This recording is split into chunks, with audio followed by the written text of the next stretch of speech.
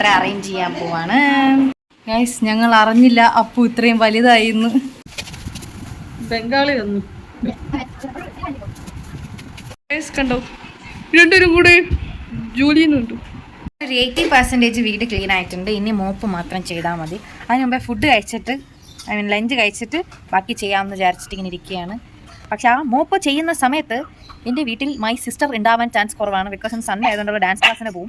അപ്പോൾ ഉണ്ടാവാൻ ചാൻസ് കുറവാണ്. അപ്പോൾ ഞാൻ ഒറ്റയ്ക്ക് കിടന്ന് ചെയ്യേണ്ടി വരും. നമ്മൾ മമ്മീനെ സഹായത്തിന് വിളിക്കുന്നതായിരിക്കും. അല്ലേ മമ്മി? ഇല്ലേ, ഞാൻ മമ്മീനെ മോപ്പിയെ സഹായത്തിന് വിളിക്കും. മമ്മി വരില്ലേ? എന്ത് അവിടെ മമ്മിയെ ഫുഡ് ചെയ്തുകൊണ്ടിരിക്കുകയാണെന്ന്. മീനില്ലാത്തതുകൊണ്ട് ഇന്ന് ഉണക്ക മീൻ കറിയാണ് മമ്മി വെക്കുന്നത്. മുട്ട വെച്ചതുകൊണ്ട് സെറ്റൊക്കെ കഴിച്ചിട്ട് വരും.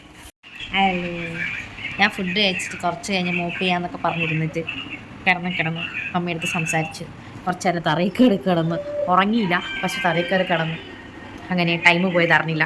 ഇപ്പം അതെൻ്റെ 5 o'clock ആയി. ഇനിയെങ്കിലും നമുക്ക് തുടച്ചിട്ടില്ല എന്നുണ്ടെങ്കിൽ പണി വീണ്ടും രാത്രി വരെ പോകും. പിന്നെ ഭയങ്കര മടിയായിരിക്കും. ഇപ്പോഴേ ചുമ്മാ കുറച്ച് നേരം അല്ല, എനിക്ക് വന്നാൽ 2 hours കിടന്നു എന്ന് തോന്നുന്നു. ചുമ്മാ ഉറങ്ങിയില്ല.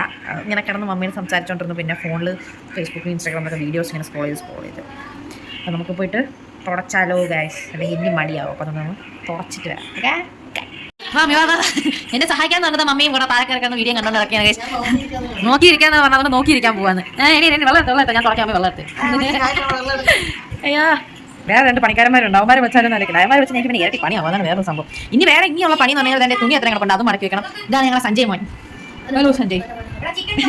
രണ്ടുപേരും വീഡിയോ ഗെയിം കളിച്ചോണ്ടിരിക്കുകയാണ്. ഞാനൊരു വീഡിയോ ഗെയിം കളിച്ചോണ്ടിരിക്കുകയാണ്. അവന്മാരെ വിളിച്ച് കഴിഞ്ഞാൽ പിന്നെ എനിക്ക് ഇരട്ടി പണിയാവും. അപ്പോൾ അതുകൊണ്ട് വിളിക്കാണ്ട് നമുക്ക് തന്നെ ചെയ്യുന്നതായിരിക്കല്ലേ നല്ലത്. അത് ചെയ്തരല്ലേ.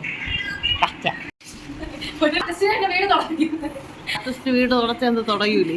ഞാൻ വീട്ടിൽ ജോലി ചെയ്യില്ല, ഞാൻ ആർട്ടിസ്റ്റ് ഉണ്ട്, അതിന്റെ ജാടാണ്. സത്യം പറഞ്ഞ വീട്ടിലെ ജോലിക്ക് ഞാൻ ചെയ്യാറുണ്ട് കേസ്.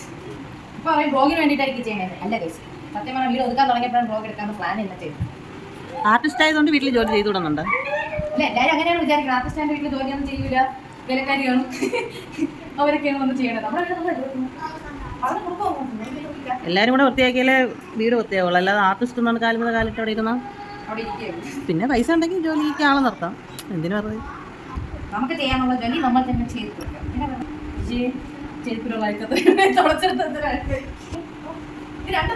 അത് അടുത്ത വീട്ടിലെ കോഴി. വീട്ടിൽ നിന്ന് ചെരുപ്പ് ഇട്ടാണ്ട് ഞാൻ മോപ്പ് എടുക്കാൻ വേണ്ടിട്ട് വെളിയിൽ പോയി. അപ്പൊ ചെരുപ്പത്തിൽ അയക്കാം. എന്നിട്ട് അത് ഇട്ടാണ്ട് അകത്തൊന്നും തുടക്കാം. എന്താ ബുദ്ധി? വീടടുത്തൊക്കെ പോയണേ. ഈ തുടച്ചിട്ട് വീട്ടിനകത്ത് കോഴി.